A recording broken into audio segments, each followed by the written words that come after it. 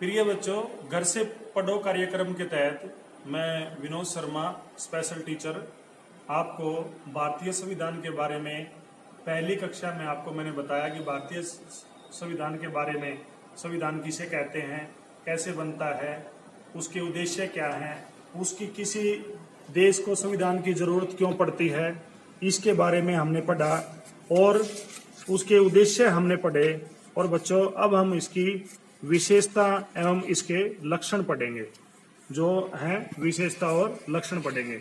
लेकिन इसमें थोड़ा हम पहले देखते हैं कि लोकतांत्रिक समाजों में प्राय संविधान ही ऐसे नियम तय करता है जिनके द्वारा राजनेताओं के हाथों सत्ता के इस दुरुपयोग को रोका जा सकता है। भारतीय संविधान में ऐसे बहुत सारे कानून और मौलिक अधिकारों वाले खंड में दिए गए हैं। बच्चों, ये हमने दूसरी कक्षा में भी दूसरी क्लास में हमने इसको पढ़ा था। क्या आपको कक्षा 7 की पुस्तक में दिए गए दलित लेखक ओम प्रकाश वाल्मीकि के अनुभव की कुछ याद हैं? उस अध्याय में बताया गया कि ओम प्रकाश को दलित होने के कारण किस तरह के भेदभाव का सामना करना पड़ा। वहां आपने पढ़ा था कि भारतीय संविधान देश के सभी व्यक्तियों को समानता का अधिकार देता है। क्या देता है बच्चों? भारतीय संविधान देश के सभी व्यक्तियों को समानता का अधिकार देता है, चाहे वो कोई दिव्यांग है, चाहे कोई सही आदमी है, सभी को समानता का अधिकार देता है। हमारा संविधान कहता है कि धर्म, नस्ल, जाति, लिंग और जन्म स्थान के आधार पर देश के किसी भी नागरिक के साथ भेदभाव नहीं किया जा सकता। किसके साथ? चाहे किसी कोई धर्म का हो, अलग अलग धर्म का, चाहे नस्ल का, चाहे जाति का, चाहे लिंग का, और चाहे जन्म स्थान के आधार पर देश के किसी भी नागरिक के साथ भेदभाव नहीं किया जा सकता। इस प्रकार समानता का अधिकार भारतीय संविधान में दिया गया है। ये क्या है? एक मौलिक अधिकार है। तो बच्चों, इसमें मौलिक अधिकार का भी जिक्र, ये क्या है? एक मौलिक अधिकार है। लोकतांत्रिक समाजों में प्राय संविधान ही ऐसे नियम तय करता है जिनके द्वारा राजनेताओं के हाथों में सत्ता के दुरुपयोग को रोका जा सकता है। भारतीय संविधानों में ऐसे बहुत से कानून मौलिक अधिकार वाले खंड में दिए गए हैं। ये बच्चों, ये उन्होंने रिपीट कर दिया दोबारा से, ठीक है। ये ऊपर का पेज है वो रिपीट कर दिया दोबारा, लेकिन इसको पढ़ो आप। लोकतंत्र में संविधान का एक महत्वपूर्ण काम यह होता है कि कोई भी ताकतवर समूह किसी दूसरे या कम ताकतवर समूह या लोगों के खिलाफ अपनी ताकत का इस्तेमाल न करे। नीचे दिए गए, तो बच्चों अब हम इसको पढ़ेंगे जो भारतीय संविधान के विशेषता एवं उसके मुख्य लक्षण हैं, उसके बारे में हम पढ़ेंगे। 20वीं सदी तक आते आते भारतीय राष्ट्रीय आंदोलन कई दशक पुराना हो चुका था। स्वतंत्रता संघर्ष के दौरान राष्ट्रवादियों ने इस बात पर काफी विचार किया था कि स्वतंत्र समाज किस तरह का होना चाहिए। ब्रिटिश शासन के अंतर्गत उन्हें जिन नियम को मानना पड़ता था वे उन्होंने खुद नहीं बनाए थे। औपनिवेशिक राज्य के लंबे अत्याचारी शासन ने भारतीय के सामने इतना जरूर स्पष्ट कर दिया था कि वह स्वतंत्र भारत को एक लोकतांत्रिक देश होना चाहिए। क्या होना चाहिए बच्चों? एक स्वतंत्र जो भारत है वो एक लोकतांत्रिक देश होना चाहिए, क्योंकि पहले ब्रिटिश शासन के दौरान इतने अत्याचार और इतने वो हुए थे, उससे यह स्पष्ट हो गया था कि जो हमारा संविधान है वो एक जनता के द्वारा हमारा तंत्र जो संविधान है वो होना चाहिए। उस प्रत्येक नागरिक को उसका को समान माना जाएगा उसमें, और सभी का सरकार में हिस्सेदारी का अधिकार होगा। ऐसे ही होता है ना बच्चों। इसके बाद यह तय करना था कि भारत में लोकतांत्रिक सरकार का गठन कैसे किया जाए, उसके काम काज का नियम क्या हो। यह काम किस एक आदमी के वश का नहीं था। इसमें लगभग 300 लोगों ने योगदान दिया था, जो 1946 में गठित की गई संविधान सभा के सदस्य थे। कितने लोगों ने किया था इसमें योगदान? 300 लोगों ने किया था। तो बच्चों, भावी संविधान 1946 में गठित की गई संविधान सभा के सदस्य थे।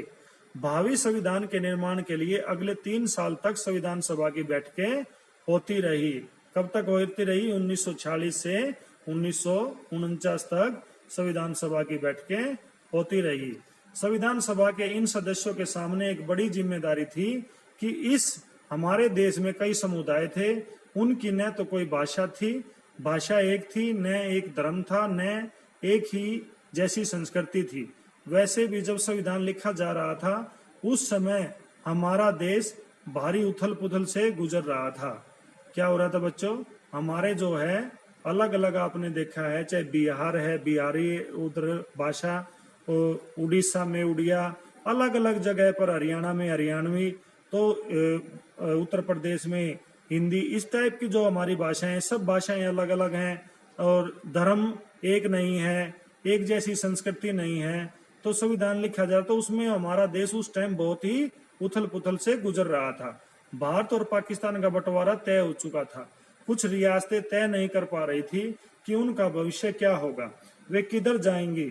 जनता की सामाजिक आर्थिक स्थिति भयानक थी। क्या थी बच्चों? जनता की सामाजिक और आर्थिक स्थिति भयानक थी। संविधान सभा के सदस्यों के सामने ये सारे मुद्दे थे, लेकिन उन्होंने अपने इस ऐतिहासिक दायित्व को बहादुर से पूरा किया और देश को एक ऐसा कल्पनाशील दस्तावेज दिया जिसमें राष्ट्रीय एकता को बनाए रखते हुए विविधता के प्रति गहरा सम्मान दिखाई देता है।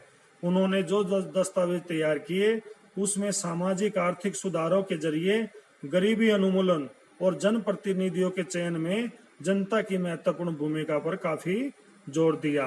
तो ये क्या किया, जो संविधान था हमारा उसके बारे में जो किया कि उसमें गरीबी उन्मूलन के ऊपर, जनता प्रतिनिधि कैसे चुने उनके ऊपर, आर्थिक सामाजिक सुधारों में, इन सभी के लिए उन्होंने इनको अच्छा बनाने के लिए, इनमें सुधार करने के लिए जोर दिया। अब आता है बाबा साहेब डॉक्टर अंबेडकर को भारतीय संविधान का जनक कहा जाता है, क्योंकि ये संविधान के इन्होंने लिखा था। तो डॉक्टर अंबेडकर का विश्वास था कि संविधान सभा में उनकी हिस्सेदारी से अनुसूचित जातियों को संविधान के प्रारूप में कुछ सुरक्षात्मक व्यवस्था मिली, लेकिन उन्होंने यह भी कहा था कि भले ही कानून बन गए हों, अभी भी अनुसूचित जातियां बेफिक्र नहीं हो सकती, क्योंकि इन कानूनों का संचालन सवर्ण हिंदू अधिकारों के हाथों में ही है। इसलिए उन्होंने अनुसूचित जातियों से आह्वान किया कि वे सरकार के अलावा लोक सेवाओं में भी बढ़ चढ़कर शामिल हों। तो आगे के हिस्सों में भारतीय संविधान के कुछ मुख्य आयामों का उल्लेख किया गया। इन बातों को पढ़ते हुए विविधता, एकता, सामाजिक आर्थिक सुधार और प्रतिनिधित्व से संबंधित उपरोक्त चिंताओं को लगातार ध्यान में रखिए, जिनसे इस दस्तावेज को लिखने वाले जूझ रहे थे। इन्हें समझने की कोशिश कीजिए। उन्हें स्वतंत्र भारत को एक शक्तिशाली लोकतांत्रिक समाज बनाने के उद्देश्य को पूरा करने के साथ इन चिंताओं को किस तरह से हल किया जाए। नंबर 1, संघवाद। इसका मतलब है कि देश में एक से ज्यादा स्तर की सरकारों का होना। क्या है? देश में एक से ज्यादा स्तर की सरकार होती हैं जो अलग अलग बनी हुई है। जैसे आपके जो क्षेत्रीय पार्टी होती हैं उनकी वो सरकार बनाते हैं, आपकी नेशनल पार्टी होती है, वे केंद्र सरकार होती है, राज्य सरकार होती है। वो हमारे देश में राज्य स्तर पर भी सरकारें और केंद्र स्तर पर भी सरकारें हैं। पंचायती राज व्यवस्था शासन का तीसरा स्तर है। तो बच्चों पहले क्या आ गया? राज्य स्तर, केंद्र स्तर और पंचायती राज व्यवस्था शासन। ये कौन सा है? तीसरा स्तर है। तो ये हमारे सरकार के 3 स्तर हो गए, एक राज्य का स्तर, एक केंद्र स्तर और एक पंचायती राज व्यवस्था स्तर, जिसके बारे में आप कक्षा 6 में पहले आपने पढ़ा भी है और आपने राज्य सरकार के कामकाज को देखा था। इस साल हम केंद्र सरकार के बारे में ज्यादा पढ़ेंगे। भारत में इतने सारे समुदाय की उपस्थिति का सीधा मतलब यह था कि यहाँ शासन की एक ऐसी व्यवस्था विकसित करनी होगी जिसमें राजधानी दिल्ली में बैठे मुट्ठी भर लोग ही पूरे देश के फैसले न लेने होंगे। इसलिए प्रांतीय स्तर पर भी सरकार की व्यवस्था की गई ताकि इलाकों के हिसाब से अलग फैसले भी लिए जा सकें। भारत के सभी राज्यों को कुछ मुद्दों पर फैसले लेने का स्वायत्त अधिकार है। राष्ट्रीय महत्व के सवालों पर सभी राज्यों को केंद्र सरकार द्वारा बनाए गए कानूनों को मानना पड़ता है। कार्य क्षेत्र की स्पष्टता के लिए संविधान में कुछ सूचियां दी गई हैं, जिनमें बताया गया है कि कौन से स्तर की सरकार किन मुद्दों पर कानून बना सकती है। इसके साथ संविधान यह भी तय करता है कि प्रत्येक स्तर की सरकार अपने कार्यों के लिए पैसे का इंतजाम कहां से कर सकती है। संघवाद के अंतर्गत राज्य केवल केंद्र सरकार के प्रतिनिधि नहीं होते, उन्हें भी संविधान से ही अपनी ताकत और अधिकार मिलते हैं। कहां से मिलते हैं? संघवाद में संविधान से ताकत और अधिकार मिलते हैं। भारत के सभी लोग इन सभी सत्रों की सरकार द्वारा बनाए गए कानूनों और नीतियों के अंतर्गत आते हैं। दूसरा बच्चों, संसदीय शासन पद्धति। सरकार के सभी स्तर पर प्रतिनिधियों का चुनाव लोग खुद करते हैं ना खुद। जैसे आप एमएलए बनते हैं वो खुद करते हो, आप एमपी बनता है वो आप खुद करते हो, सरपंच बनते हैं आप खुद करते हैं। तो कक्षा 7 की किताब में शुरू से कांता की कहानी दी गई थी, जो वोट डालने के लिए कतार में खड़ी थी। भारत का संविधान अपने सभी वयस्क नागरिकों को वोट डालने का अधिकार देता है। संविधान सभा के सदस्य जब संविधान की रचना कर रहे थे तो उन्होंने लगा कि स्वतंत्रता संघर्ष के ने भारतीय जनता को वयस्क मताधिकार का प्रयोग करने के योग्य बना दिया है। किसने? स्वतंत्रता संघर्ष ने क्या किया है? एक लोकतांत्रिक सरकार का गठन करने के लिए निर्णय हुआ है। उन्हें विश्वास था कि इससे न केवल लोकतांत्रिक सोच व तौर तरीकों को प्रोत्साहन मिलेगा, बल्कि जाति, वर्ग और औरत मर्द के फर्क पर भी आधारित ऊंच नीच की बेड़ियों को भी तोड़ा जा सकता है। इसमें बल्कि जाति, वर्ग और औरत मर्द के फर्क पर ऊंच नीच की बेड़ियों को भी तोड़ा जा सकता है। सार्वभौमिक मताधिकार का मतलब है बच्चों कि अपने प्रतिनिधियों के चुनाव में देश के सभी लोगों की सीधी भूमिका होती है।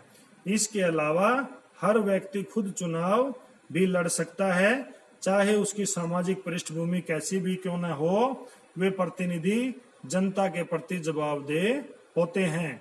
लोकतांत्रिक कार्य पद्धति में प्रतिनिधित्व क्यों महत्वपूर्ण होता है, इसके बारे में आप इसी पुस्तक की दूसरी इकाई में और विस्तार से पढ़ेंगे। जब संविधान सभा ने सार्वभौमिक वयस्क मताधिकार के सिद्धांत को स्वीकृति दी तो सभा के सदस्य A.K. अय्यर ने कहा था कि यह कदम आम आदमी और लोकतांत्रिक प्रशासन की भी सफलता में गहरी आस्था का द्योतक और इस विश्वास पर आधारित है कि वयस्क मताधिकार के जरिए लोकतांत्रिक सरकार की स्थापना ज्ञानोदय लाएगी। यह आम आदमी के कुशल क्षेम जीवन स्तर, सुविधा और बेहतर जीवन स्थिति को प्रोत्साहन देगी। ऑस्टिन जी 1966 की द इंडियन कॉन्स्टिट्यूशनल में लिखा है कि corn stone of a nation और कैलेंड्रियन प्रेस और ऑक्सफोर्ड ने, जो नीचे चित्र में बच्चों दर्शाया गया कि वोट डालने के लिए लोग कतार में खड़े हुए हैं, जैसे आप बूथ पे जाके खड़े होते और वोट डालते हो। तीसरा, शक्तियों का बंटवारा। संविधान के अनुसार राज्य के 3 अंग हैं, विधायिका, कार्यपालिका और न्यायपालिका। विधायिका में ये क्या आ गया? शक्तियों के बंटवारे में 3 अंग है राज्य सरकार के, राज्य के 3 संविधान के अनुसार। कौन से बच्चों? विधायिका, कार्यपालिका और न्यायपालिका। विधायिका में हमारे निर्वाचित प्रतिनिधि होते हैं। कार्यपालिका ऐसे लोगों का समूह होता है जो कानून को लागू करने और शासन चलाने का काम करते हैं। न्यायालयों की व्यवस्था को न्यायपालिका कहा जाता है, जिसके बारे में आप इन पुस्तक की इकाई 3 में पढ़ेंगे। राज्य की किसी भी शाखा द्वारा सत्ता के दुरुपयोग को रोकने के लिए प्रावधान किया गया है। इन सभी अंगों की शक्तियां एक दूसरे से अलग होंगी। शक्तियों के इस बंटवारे के आधार पर प्रत्येक अंग दूसरे अंग पर अंकुश रखता है और इस तरह तीनों अंगों के बीच सत्ता का संतुलन बना रहता है। इस अध्याय में राज्य शब्द का अक्सर इस्तेमाल किया गया है कि ध्यान रखें, इसका मतलब राज्य सरकारों से नहीं। जब हम राज्य शब्द का इस्तेमाल करते हैं तो हम उसे सरकार से भिन्न अर्थ में लेते हैं।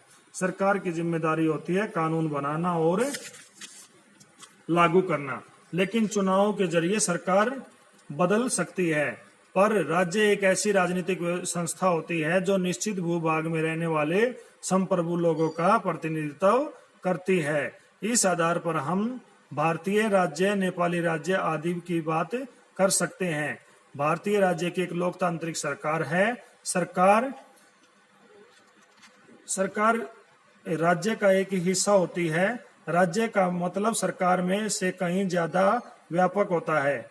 उसे सरकार के स्थान पर इस्तेमाल नहीं किया जा सकता, जैसा बच्चों पिक्चर में दिया गया है। तो बच्चों आज हमने संविधान के जो है ना विशेषता के बारे में पढ़ा, तो आप इसको ध्यान से पढ़ें। जय हिंद, जय भारत।